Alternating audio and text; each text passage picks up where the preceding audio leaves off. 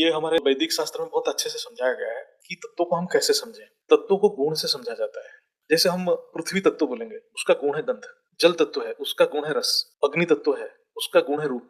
वायु तत्व है, उसका गुण है स्पर्श। और आकाश तत्व है, उसका गुण है शब्द।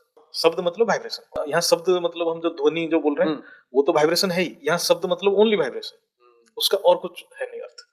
हम उसको ध्वनि नहीं समझेंगे। बराबर। ध्वनि is a form of vibration. हाँ। ये वाइब्रेशन है सिर्फ।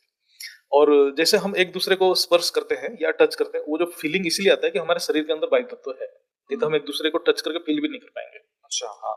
और किसी का जो हमारा रूप है, जो कोई सुंदर दिख रहा है, कोई ये दिख रहा है, उसमें कोई बहुत सुंदर है और उसमें कुछ ग्लो है, तो उसमें अग्नि तत्व बहुत ज्यादा है, तो रूप को निखारता है अग्नि तत्व। फिर आता है जल तत्व। जल तत्व रस मतलब कुछ भी खाद्य हम खाते हैं उसमें जो स्वाद आता है वो है जल तत्व का प्रॉपर्टी। और किसी भी वस्तु में जो गंध आता है तो वो है पृथ्वी तत्व का प्रॉपर्टी।